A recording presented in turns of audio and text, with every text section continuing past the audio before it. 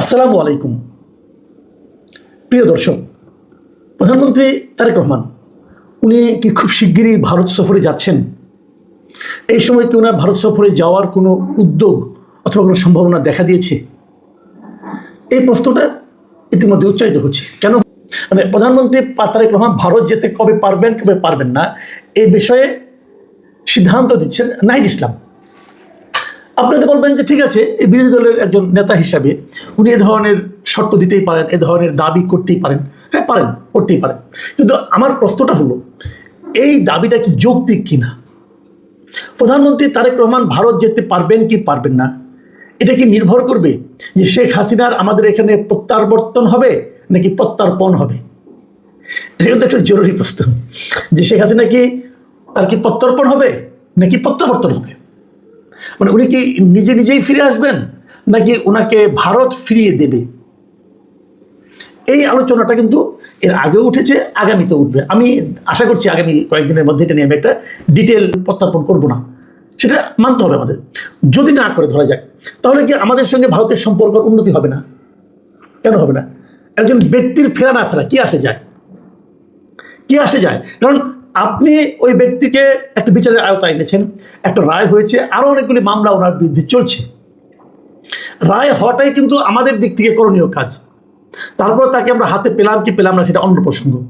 তো আপনি আপনার সিদ্ধান্ত, কিন্তু ওনাকে না দিলে আমি ভারতের সঙ্গে কোনো ব্যবসা করব না, বাণিজ্য করব না, ভারতের দিকে আমাদের এখানে ভিসা দেবো না, আমরা কোনো ভিসা নেব না, ভারতে যাব না, এই যে ঘটনাগুলো সম্পূর্ণ সম্পর্ক ছিন্ন করে ফেলবো, এই বিষয়টা কি এরকম হওয়া উচিত? এই প্রশ্নটা নিয়ে আপনি আলোচনা করেন। কিন্তু তার আগে আমি বলি, দেখুন আমরা কিন্তু ভারতের কাছ থেকে প্রতিদিন আদানির কাছ থেকে বিদ্যুৎ আনি, 1600 মেগাওয়াট বিদ্যুৎ প্রতিদিন আমরা ওনাদের কাছ থেকে কারণে তারেক রহমানকে দাওয়াত করেছি। এই দাওয়াতটা অবশ্যই প্রধানমন্ত্রী তারেক রহমানকে করেনি। আমরা যে তারেক রহমান যে বিমস্টেকের যে সভাপতি মানে চেয়ারম্যান, সেই হিসেবে বিমস্টেকের চেয়ারম্যানকে দাওয়াত করা হয়েছে, যে সেখানে যে তারা পাশে ওই ব্রিক্স সম্মেলনের বাইরে যে মানে নরেন্দ্র মোদী তারেক রহমানের সঙ্গে কথা বলবেন, এরকম সেই বিষয়টা আমাদের দেশ ভালোভাবে নেয়নি। তারা বলেছে তারেক রহমানকে আমন্ত্রণ করতে হলে প্রধানমন্ত্রী হিসেবে আমন্ত্রণ করতে হবে। আমি মনে করি ঠিক আছে এটা, কারণ আমি নিজেও পার্সোনালি মনে করি যে বিমস্টেকের চেয়ারম্যান হিসেবে উনি ওখানে যাবেন কেন? দরকার নেই। যে গেলে খুব লস হয়ে যাবে তা বলছি না, কিন্তু নতুন প্রধানমন্ত্রী একবারও ভারত থেকে আরেক প্রধানমন্ত্রীর কাছে একটা আমন্ত্রণ।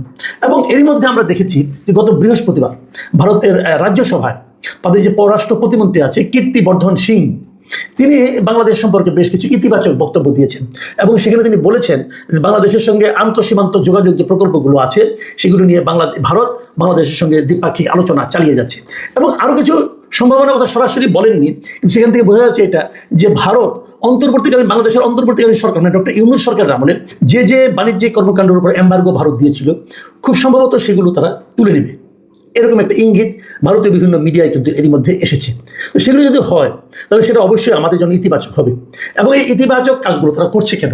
তারা করছে এই কারণে যে যেন আমরা খুব দ্রুতই একটা দ্বিপাক্ষিক আলোচনায় বসতে পারি। এবং যে কথাটা দীনেশ ত্রিপাঠী বারবার বলেছেন যে আলোচনার মাধ্যমে যে কোনো সমস্যারই সমাধান করা সম্ভব।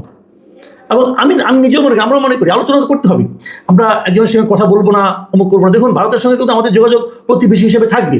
অলরেডি কিন্তু আমাদের সরকার ভারতের কাছে তেলও চেয়েছে পাইপলাইনের মাধ্যমে। তো এগুলি তো ভাই একদম যদি আমি ঝগড়া শুরু করে দিই, এখানে আমার লাভটা কী হবে? যা হোক, সেগুলো নিয়ে রাজনীতিবিদরা কথা বলবেন।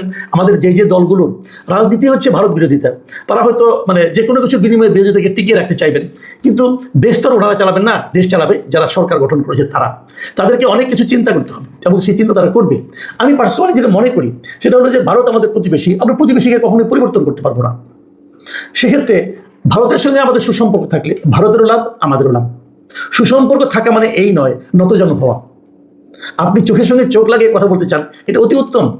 আপনি আপনার যতটুকু আছে তা নিয়ে ভারতের সঙ্গে বার্গেন করবেন, ভারতও বার্গেন করবে। আমরা চেষ্টা করবো আমাদের অধিকার রক্ষা করতে, তারা চেষ্টা করবে তাদের অধিকার রক্ষা করতে।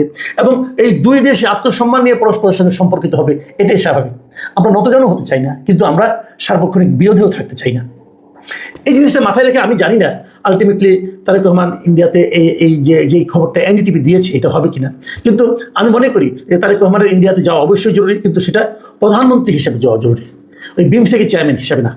এবং যদি তারা আমন্ত্রণটা করে, এবং যদ্দূর শুনেছি বিভিন্ন রকম ভারতীয় মিডিয়া থেকে যে তারা চাচ্ছে মানে ব্রিক্স সম্মেলনের আগেই তারেক রহমানের সঙ্গে একটা দ্বিপাক্ষিক আলোচনায় বসতে।